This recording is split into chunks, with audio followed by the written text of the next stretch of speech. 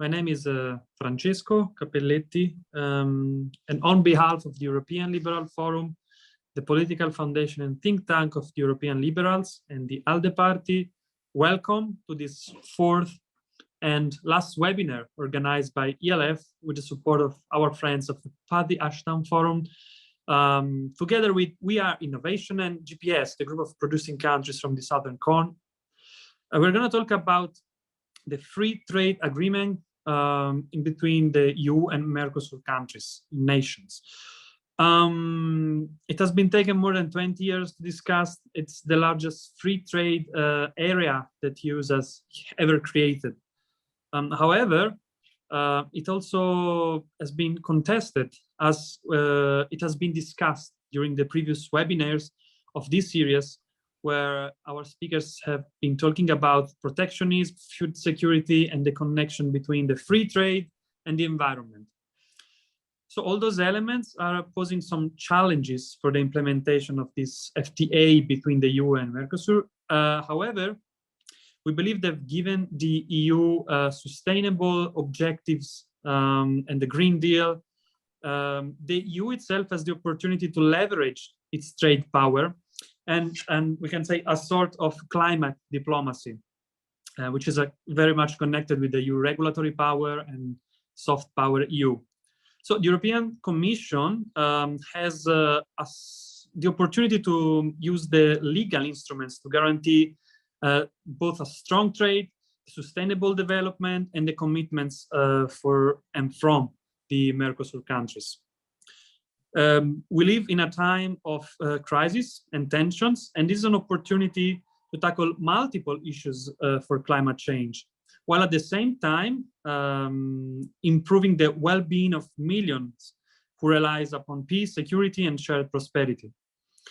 Without any further ado, and looking forward to the discussion, asking the question where the EU-Mercosur FTA is going and why does it matter, which is the title of our series, I would like to give the floor to Dr. Arantxa Gomez from Northumbria University, who will run the webinar in a form of interview talk show with Martin Pinedo, which is the chair of the Committee on Agrarian Affairs of CARIB. Thank you all for joining us during this webinar journey and enjoying the final discussion today. Thank you very much, Francesco, and thank you very much for inviting me to moderate this webinar. It's a pleasure to discuss this topic. And as Francesco has said, we'll be moderating it in a sort of flexible way. First, we will have Dr. Martin Pinedo presenting a few ideas on the topic, and then we will start a sort of discussion, open discussion, where I will present some questions, but also we will open the floor to questions from the audience. You have two channels to listen to us. You have one in English, and then you have a live translation channel into Spanish. If you have any questions about it, please use the chat function, and our colleagues will help you to select the right channel. Without any further ado, I would like to introduce our main speaker today, Dr. Martin Pinedo, who is the chair of the Committee on Agriculture of the Argentine Council of International Relations in Argentina. He is also a member of the GPS network, a special advisor to the FAO DG, and a special advisor to EECAS, the basically Inter-American Institute for Cooperation on Agriculture. Previously, he was Undersecretary for Agriculture in Argentina, Director General of the, again, Inter-American Institute for Cooperation on Agriculture, Member Board of Trustees and Chair of Program Committee of the International Service for Agricultural Research, and Board Chair for International Food Policy Research Institute. He has published 10 books and more than 100 papers about agricultural development, policies, and institutional development, and on international agriculture and trade. Dr. Pinedo holds a PhD from University of California, and is a graduate from the University of Buenos Aires in Argentina. I believe Dr. Pinedo is going to share his PowerPoint with us.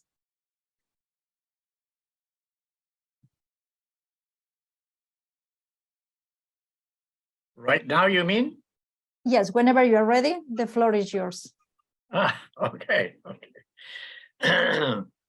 Bueno, good morning for everybody in Latin America and good afternoon for those in Europe. Thank you very much for the invitation to the Patty Ashton Forum. It's a pleasure to be here.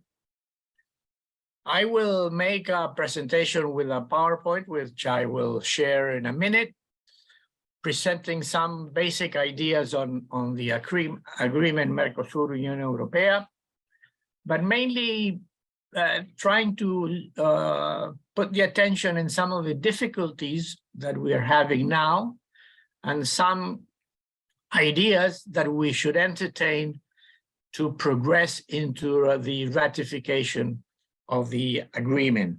And that's the basic elements of the presentation that have the main objective of generating a dialogue between all the participants.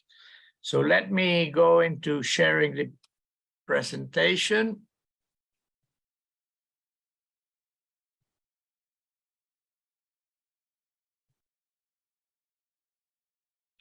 Okay.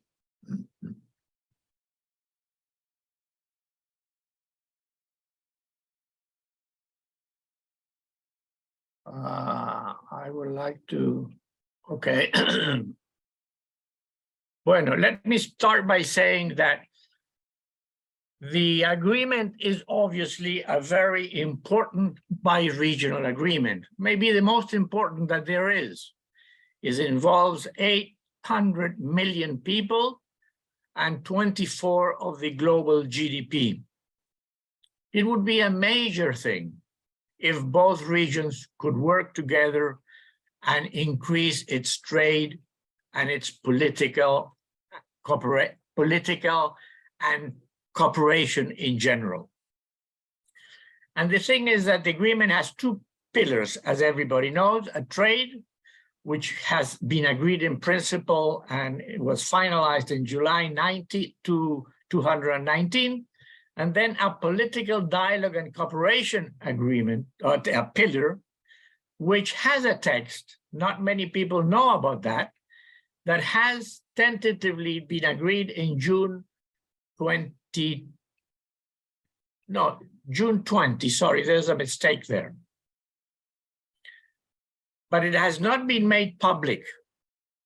So not many people know of that it has been tentatively agreed. There's a text that has been tentatively agreed, and not many people know about the context. And of course, the trade pillar has been always considered as the most important, and probably it is, at least for the private sector.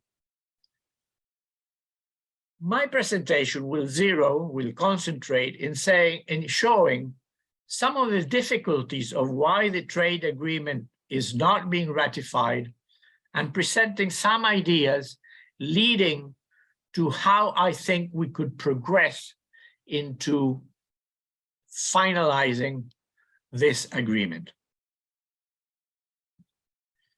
Let me say that in my mind, the agreement has a tremendous importance for both regions, including in the context of the new ideas of the Green Deal, and even more so, the strategic autonomy that is being discussed in Europe. But unfortunately, since 2019, when the trade agreement was signed or was tentatively agreed, nothing has happened. My interpretation is that there are some additional little things that need to be discussed, like, for example, geographic indicators and a few other minor things that are there that need some additional discussions.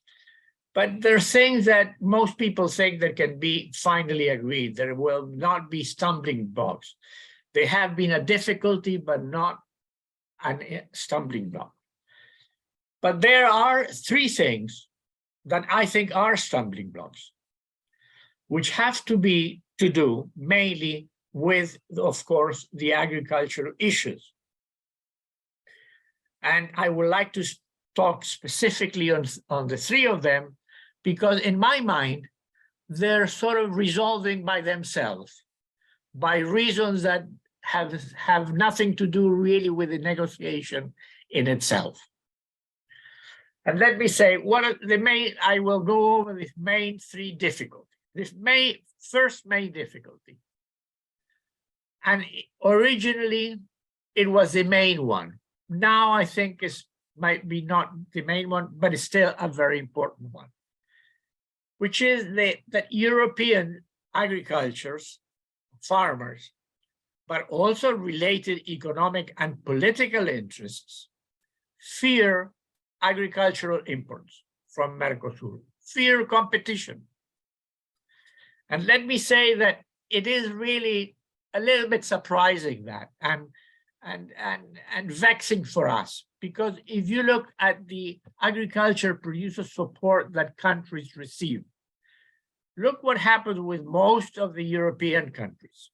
Very high, of course, Norwegian and top, but OECD, like number 5 or 6, very substantive. Almost 20% of total income comes through subsidies for the agricultural farmers, the European farmers, come from subsidies.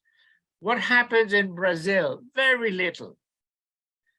Uruguay and Paraguay, even less. They're not in the graph, but they almost don't have subsidies. Look, Argentina, minus 30%.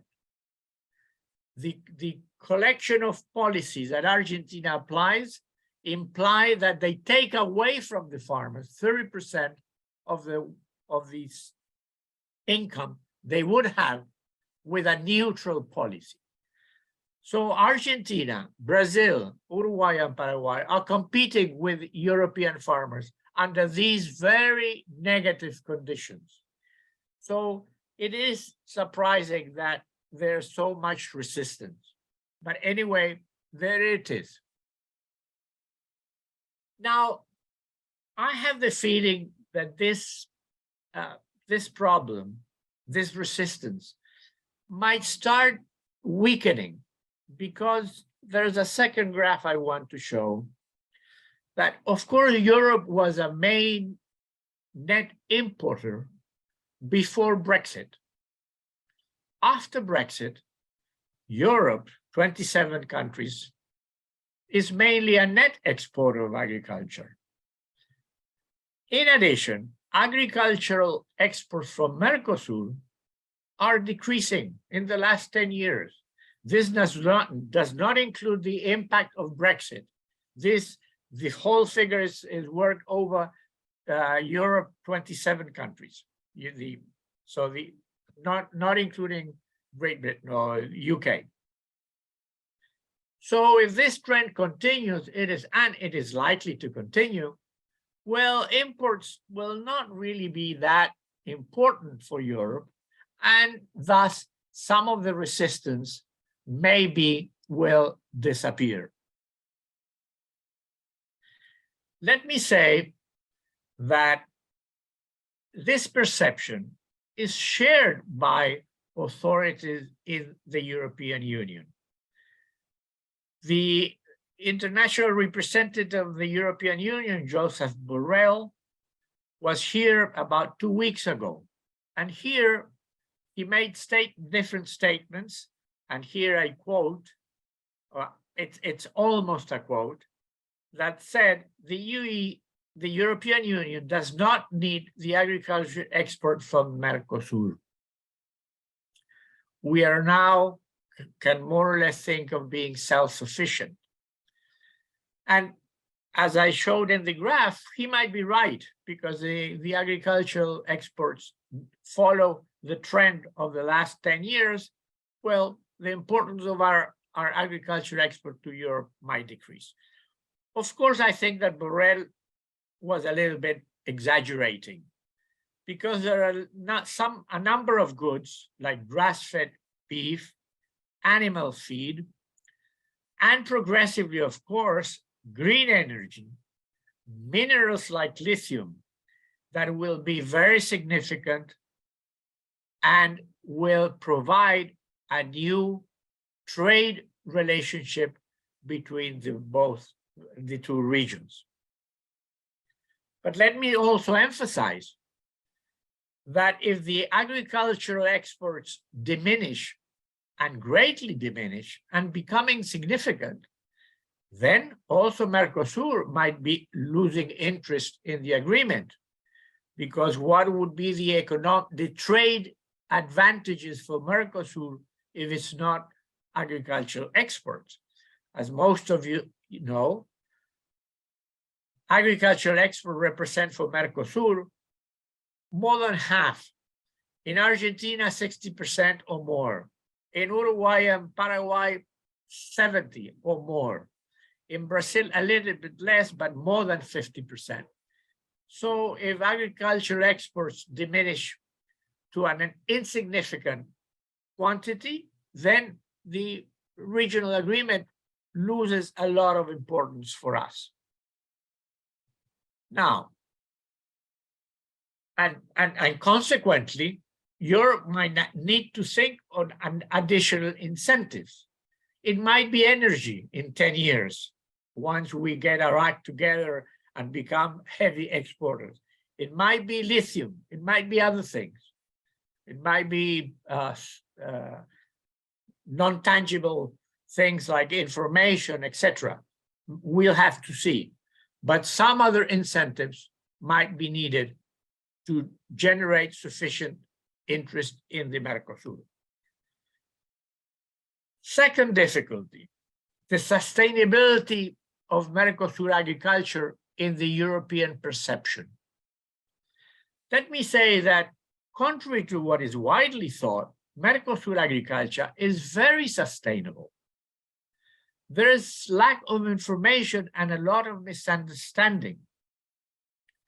Most of the agriculture in Mercosur is done using technologies like zero-till, very low use of fertilizers and chemicals, year-long cattle grazing, which implies very low contributions to climate, negative contributions to climate change, because carbon circulates between what is captured by the grass and then liberated by the cows.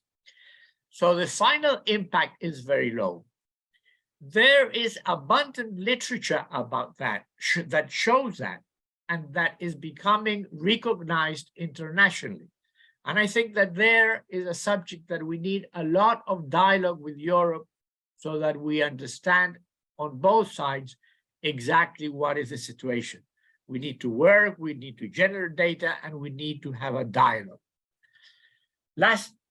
2 days ago, the Argentine embassy in Brussels sustained a seminar where a lot of information was presented, and that information is available, and maybe some of you could be interested in seeing it. In addition, in the recent COP27, it was amply recognized that the contribution of agriculture, when agriculture is done in a sustainable manner, is a very low contributor to climate change, and that the real problem, as we all know, is fossil energy.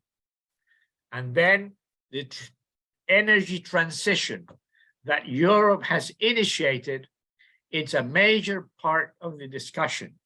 Of course, Europe has initiated it in a very difficult moment because of the war with Ukraine, but that needs an overall and global discussion and cannot be just a discussion maintained in Europe. It needs to be globalized.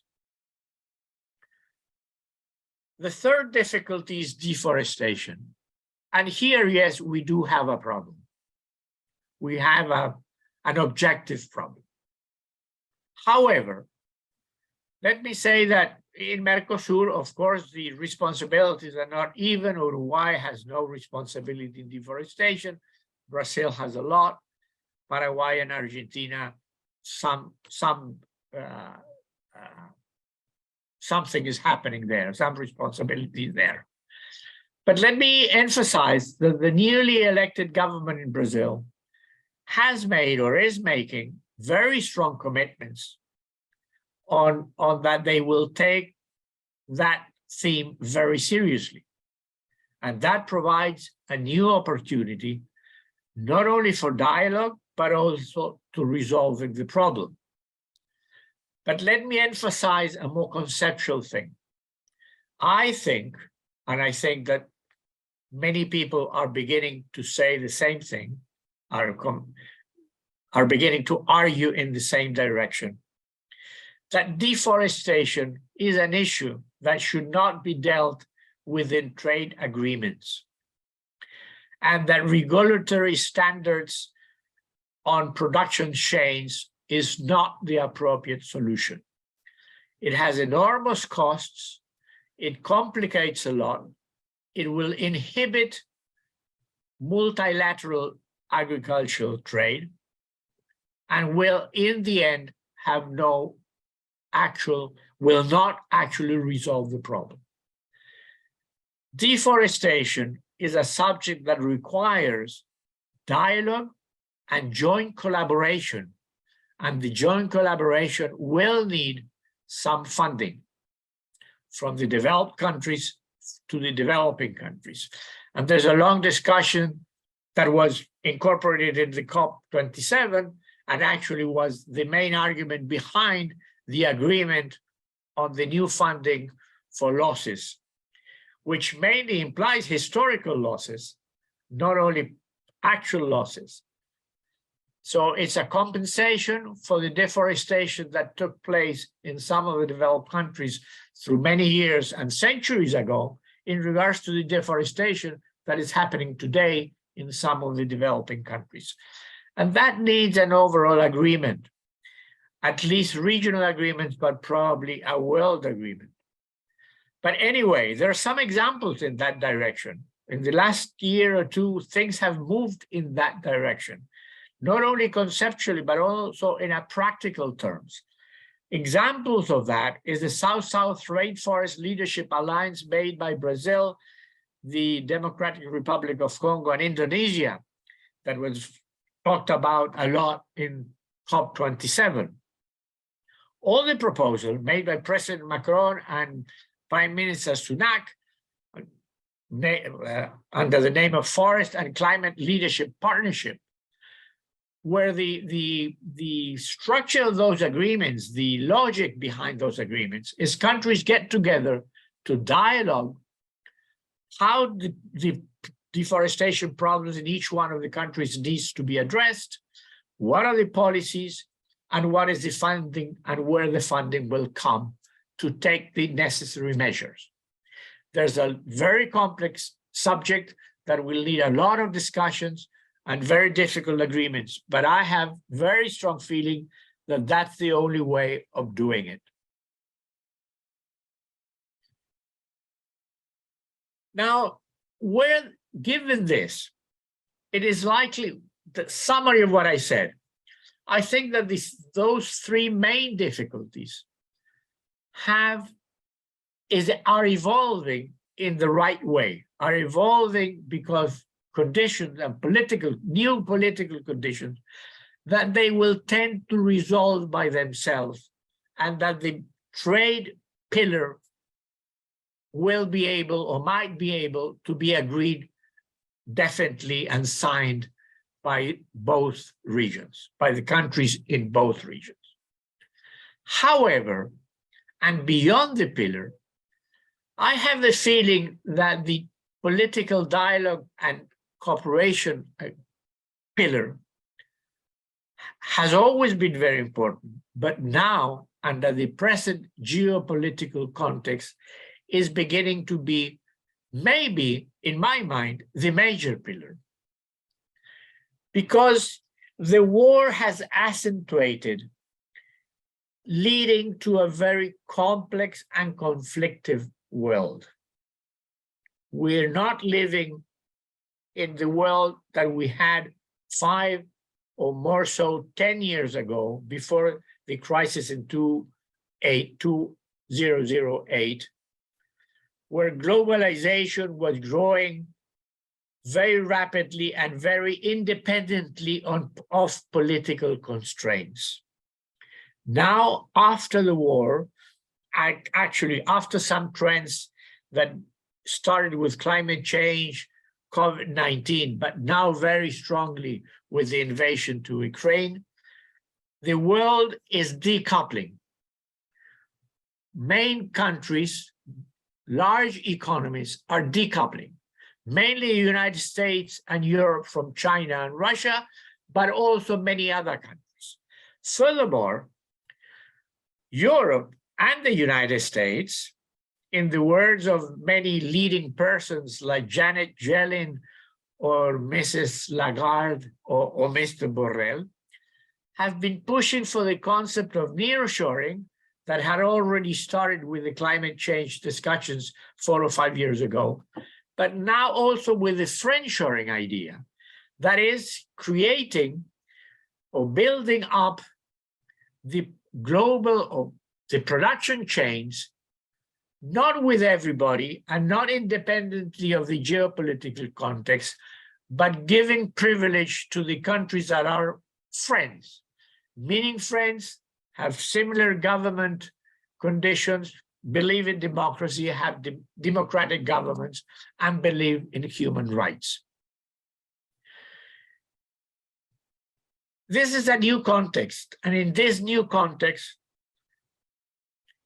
there are, I think, very new and very strong economic incentives and also political incentives for the integration of both of Europe and Latin America that have historical, political, cultural, and historical ties. I think that progressing and agreeing finally in the political dialogue on cooperation pillar would provide the basis, the institutional basis, for really progressing in an economic integration, leading to stronger cooperation, the construction of bi-regional production chains, including, very importantly, agriculture, and becoming a niche for export to the rest of the world. This implies technological transition, investments by the private sector, and probably agreed common policies on certain elements. I think that this is a major thing, which was important before, but becomes very substantial and very urgent in the new geopolitical context. So, final remarks. Sort of a little summary of the main ideas. The trade agreement is important for mainly for, I think, for Mercosur, is a major incentive for Mercosur. And I think that the difficulties that Europe has put forward are evolving and diluting. And in addition, some effort and some generosity might be needed from some of the European countries, and especially, of course, France, which is a country that is exercising the major restrictions. But a part of that, in addition to that, we need to think in the political and economic integration of both regions. It is a major element, I think, not so much of, it could be for the Green Deal, but it is, I think, it could be a major element of the strategic autonomy idea and concept that is beginning to be discussed in Europe. Because it doesn't need to be only Europe. It has to be in connection with the countries that are historical friends. Europe cannot survive alone in a very complex and conflictive world if, unfortunately, we go in that direction. Europe needs Latin America in that confrontation. And of course, we also need Europe to survive in that very difficult world. So, in my mind, we need to work very much in the trade agreement, but also in the other pillar. And we need to work on both together, and it is urgent that we really do so and reach a final agreement. Thank you very much. And of course, I'll be happy to try to have a dialogue and respond questions or disagreements. Thank you very much. Thank you so much, Dr. Martin Pinedo. It's been a fantastic presentation, and I already have a few points I would like to discuss with you. I'm going to start with a few questions, and in the meantime, if anyone would like to add their own questions on the chat function, you can do it either in English or in Spanish. And as soon as they're ready, obviously, I will give you the floor. In the meantime, let's start our own conversation, Martin. So I will start with the first point that you made in relation to the three key issues.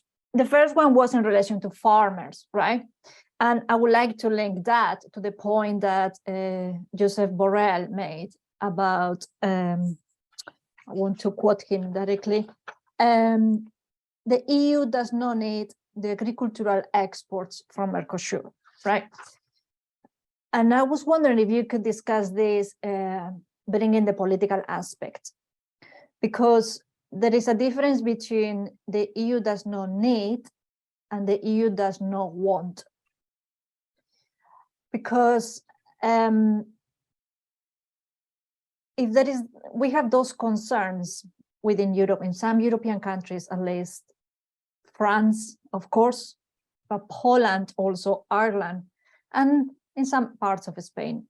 If the concerns are there, it's because agricultural products, the farms in Mercosur are extremely competitive. And without the common agricultural policy, without the subsidies that you mentioned, European countries will not be in a position to compete with those products, right? So to what extent, I guess my question comment is, to what extent this is not an economic discussion, but a political discussion? And to what extent this is simply an issue about protectionism, which goes against the idea of the EU does not need Mercosur products, it doesn't want, what I will say, because, and I would like to link this to the current crisis that we have in Europe in terms of inflation and energy bills, etc. In other words, if you were offering consumers cheaper agricultural products, certainly many people will choose them. So I guess that my question or comment, if it makes sense, what I'm saying is, to what extent protectionism and the common agricultural policy, which is supported by basically farmers at national level, is the real issue here, instead of discussing the competitiveness of Mercosur products? Thank you. Yes, thank you, Arantxa. It's a difficult question and might require a little bit long answer, but I will try to be short. Of course, it's both things. It's an economic and a political issue.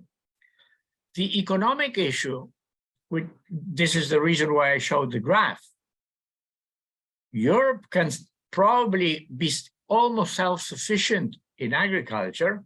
As I said, there are some things that you might not be able to do, and you will need always some meat, grass-fed meat, and you will need some feeding materials for your livestock, etc., etc. But of course, the requirements could be little, and this is why imports from Mercosur are actually decreasing. But of course, that happens because you have this level of subsidies, OECD here showed in the graph, while we have this negative subsidies. So of course, consumers could be fed much cheaply through imports. And that's beyond discussion.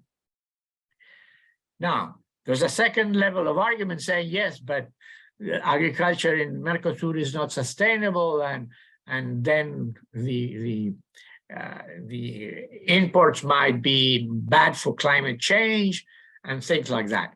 Well, that's not necessarily true. As I said, agriculture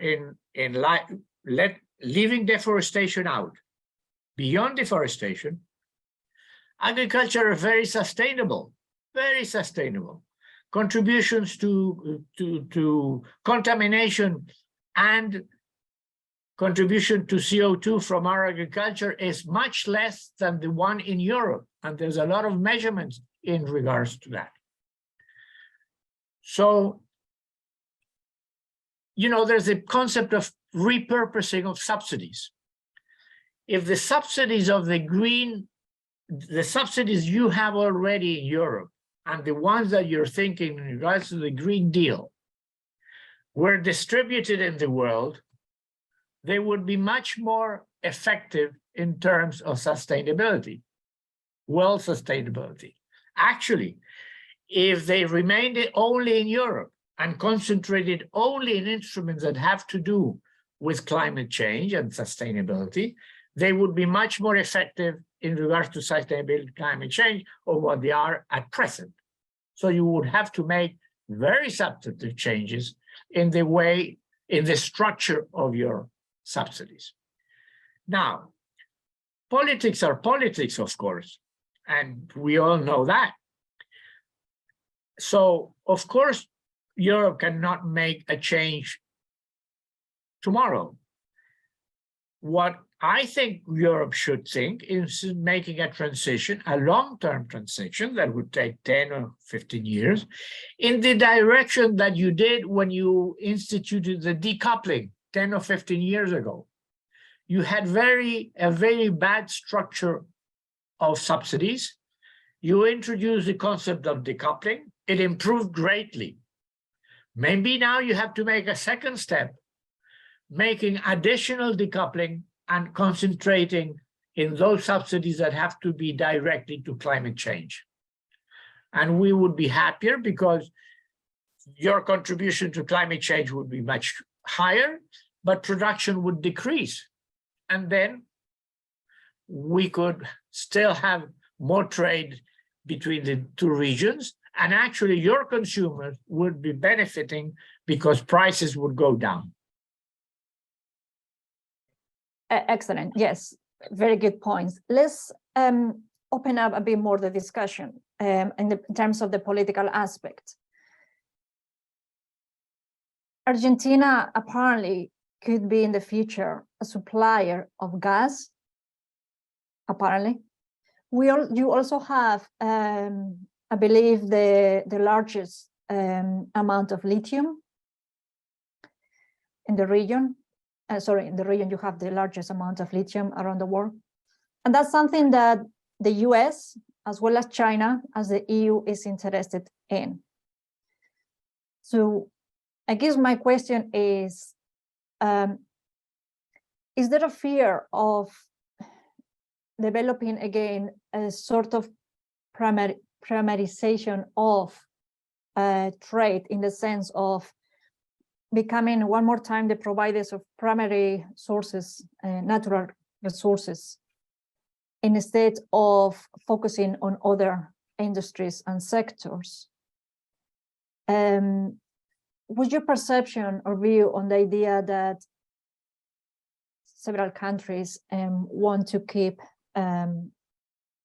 Mercosur countries as just providers of natural resources?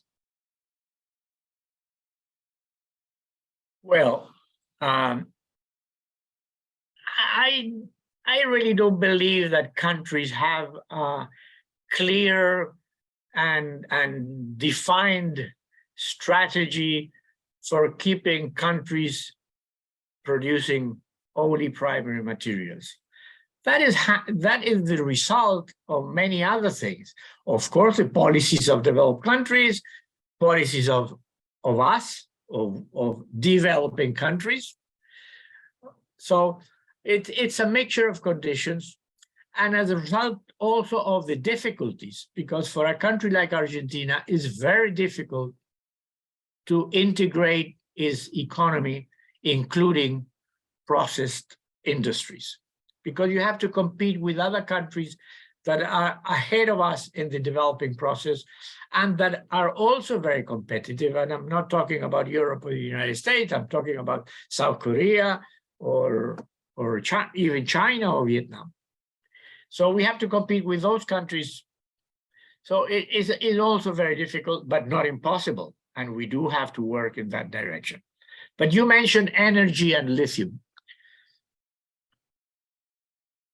I think that if I was a European, I would be thinking, how can I do and how can I assure that Argentina really develops, and Brazil really develop, and Bolivia, which is not Mercosur, but almost, is an associated country. How we are sure that they develop fully their gas production, so that they become our suppliers now that we will never buy gas again from Russia. Now we have the basic material, the basis. We need capital to develop them rapidly, which we don't. So there's a marvelous situation. The same with lithium. Of course, we should negotiate that. And we should negotiate, and we, Argentina, we should negotiate in a way in which we keep a much larger part of the final gain of that. And maybe in lithium, we should be sure that we also produce the batteries. But there's no reason why Europe would not want to do that, at least in a mixture. And this is why I emphasize so much the pillar of political dialogue and cooperation, because that would be the institutional couch to provide the investments, the technological transfer, and the integration of value chains between the two regions. So it's a great opportunity, not a difficulty. Yes, it's an advantage, more disadvantage. I agree. Could we talk perhaps a bit more about the future more than the present? The Spanish presidency is going to take place in 2023. And for the last couple of years, there have been many meetings between different parts of this agreement, the association agreement between Mercosur and the European Union. And in particular, many meetings between representatives of Spain and also, obviously, meetings with the High Representative, Josep Borrell. I know it's difficult to predict the future, but considering what we just discussed, everything, and considering what is going on with Ukraine and all the crises that the EU is trying to deal with at the moment, and considering the fact that this agreement will have to be ratified by, obviously, all EU countries and approved by EU institutions, etc., and that in 2024 we will have elections in the European Parliament and there will be a change of the European Commission. To what extent do you think that it truly is possible to finalize the agreement during the Spanish presidency? Because on one side, people can look at all those things and say, well, this is the best time, because otherwise, with a change of European Parliament and a change of governments across Europe becoming more protectionist and more populist, then it's going to be more difficult. But other people could say putting pressure on an agreement is never a good idea, and certainly not an agreement of this size, this importance. So on which side do you see yourself, on the optimistics or on the maybe more pessimistic? Thank you. Yeah. Well, I'm a very optimistic person, so I've always will have an optimistic view. But more practically, we do have some optimism, not only me, but I mean, I think in Latin America, that 23 will offer a possibility, because Spain, who is one of the countries, or maybe the country that is more in favor of the agreement, will be, as you said, will have the presidency. And in our side, it will be Brazil. And there's great indications that the Lula government will be also quite anxious in finalizing the agreement. So you would have two presidents and two countries which are powerful, especially Brazil is very powerful and influential in Mercosur because it's very large. Spain has quite an influence in Europe. So there, I think we do have an opportunity. But let me make also a concept. I introduce a concept, which I said something before. You know, you're starting to discuss the strategic autonomy concept. And I think that in the present geopolitical situation, it is a very important concept. But let me say one thing. United States, without having defined that in written very strictly, has strategic autonomy. But how are they reacting now under the new situation, the very complex situation? They're not thinking themselves as a tower. The first thing they did was construct all the alliances with the hard core of the basic alliance they've always had. The first thing the Biden government did was establish relationship with Japan. I mean, strengthen the relationship with Japan, South Korea, Singapore, etc. They were very strongly working with India for good reasons we can discuss. So if Europe is thinking about a strategic autonomy, thinking of themselves as a fortress, I think that's a big mistake, because Europe is very large and very important and is becoming a rule maker in many aspects, especially in agricultural trade. But it's not sufficiently powerful to have strategic autonomy by themselves. They need alliances with their friends. And Latin America is one of the basic historical and cultural friends.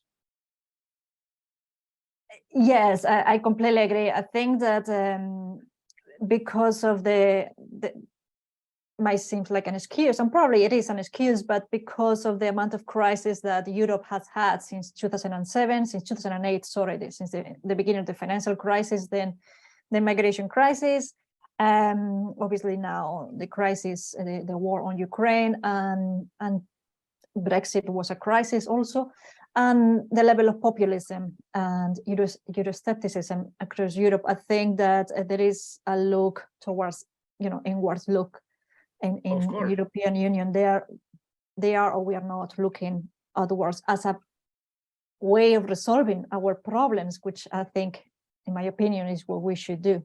Look for alliances and cooperation outside the Europe basically. Before I give you my last question, I would like to double check that there are no questions in the chat function. As far as I know, there are no questions, but if there are questions there, please, Francesco, let me know. Or Ola.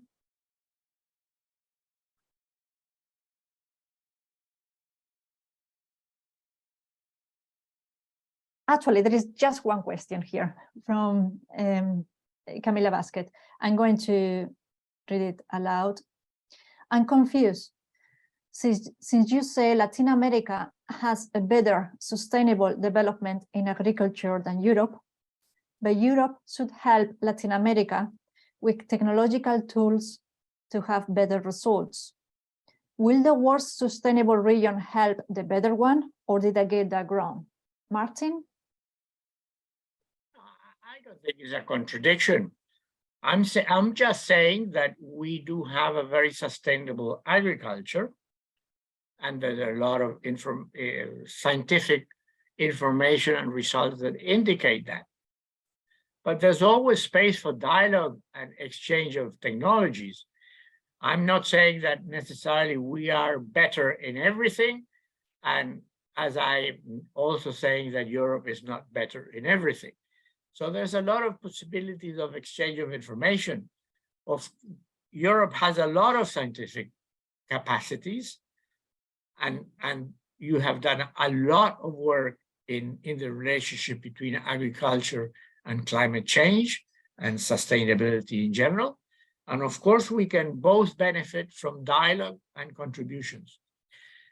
And I would say Europe has more science and technologies than Latin America. We have a more sustainable agriculture because we have very ample resources. And because the ample resources, we can do an agriculture, a more extensive agriculture that is safer from a climate change point of view, or a sustainability point of view. And one little example, Argentina uses less than half of fertilizers and chemicals than Europe, because in extensive agriculture and zero tilling, you can do that. If you use zero tilling, you can use much less fertilizers and chemicals. So nothing is so absolute. Thank you so much for that. Now, we are going to have only 2 minutes left before we need to wrap up the session and finish it. So I think that I would like to give you the floor for the last time, Martin, in case you would like to say any final comments, or if you want to pose questions out there for the audience of myself to think about, or what is going to happen in the future, things to keep in mind. Yes.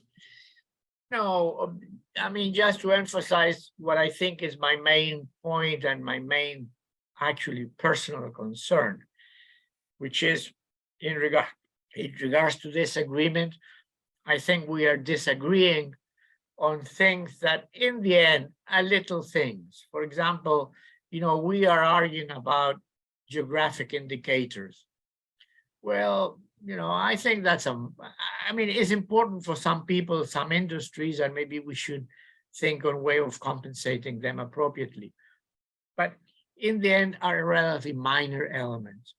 We are in a moment in which the world is facing a very complex and difficult situation. And I think is a moment of being generous, not pay attention to the small things, or find solutions to the small things, and define strategies that respond to the big picture and the real strong menaces, dangers. And I think that Europe and Latin America jointly could face those problems much better than independently.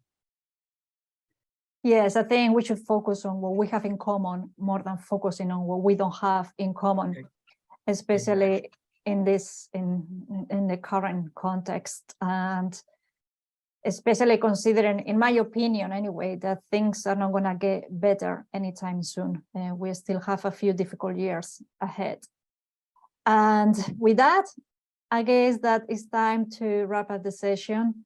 And I would like to start saying thank you to Ola in particular and Francesco for hosting us, for having us today. And my biggest thank you is to you, Martin. It's been an absolute pleasure having this discussion with you. And I really hope that we continue with this kind of conversations. I think they're very important. They are very educative, if I say so, if I'm allowed to say so. I think they are really extremely relevant for obvious reasons, and they have to take place. And it's an absolutely pleasure to know that this is taking place in 2 languages at the same time, because obviously we reach more people. And I would like to thank to our translators for their job, which is a difficult one, very difficult one, live translation. And it's been an absolute pleasure to be part of this. I believe, let me check very quickly. Thank you, Arantxa, because you've been a very good moderator. So thank you very much. Thank you very much. And thank you for the messages on the chat function. And with that, I think that's all from us. Thank you very much. Have a lovely week, everyone. And hopefully we'll see you sort of virtually soon. Bye-bye.